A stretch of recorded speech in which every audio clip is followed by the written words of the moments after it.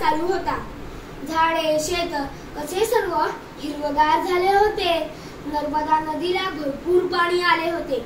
अचानक पडलेल्या पावसामुळे नर्मदा नदीचा प्रवाह हळूहळू वाढत होता.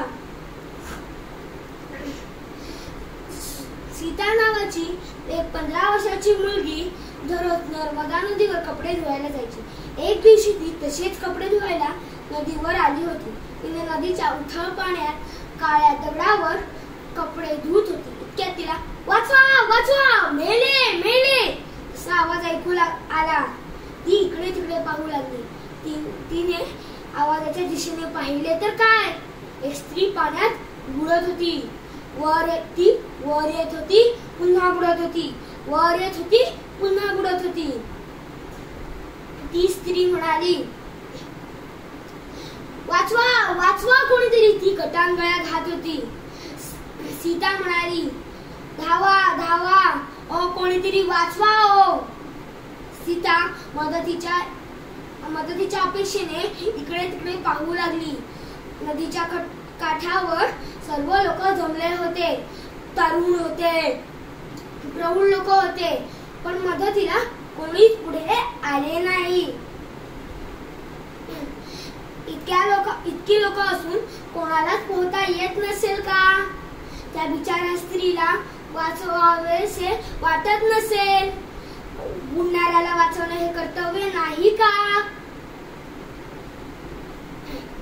एवढी कशी माणसे अक्कलशून्य झाली आहेत?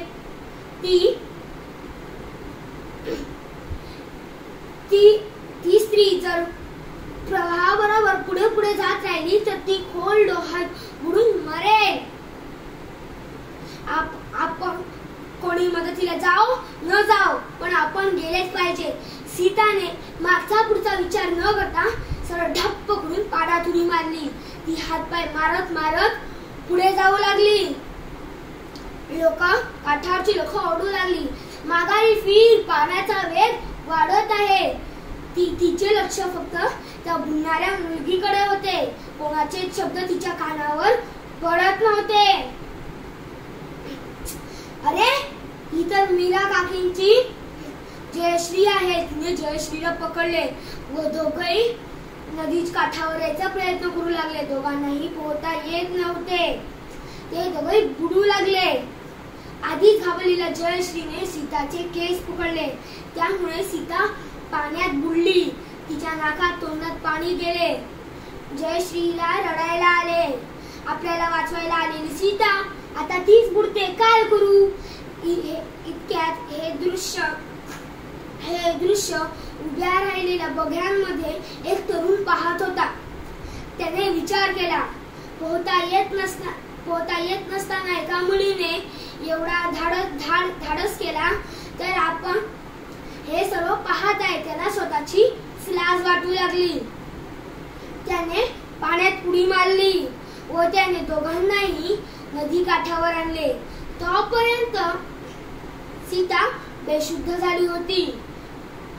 जयश्रीला रडायला आले, कारण आपल्याला सीताने वाचवले होते आणि तीच आता बेशुद्ध झाली आहे.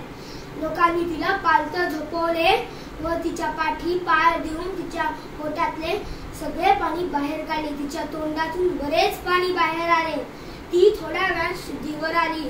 जयश्रीला आनंद झाला, कारण की ती शुद्धीवर आली होती. इतक्यात तिचे आई वडील धावत धावत तिथे आले व आपल्या मुलीला पोहता येत नसतानाही तिने एवढे साहस केले याचा त्यांना खूप अभिमान वाटला. धन्यवाद.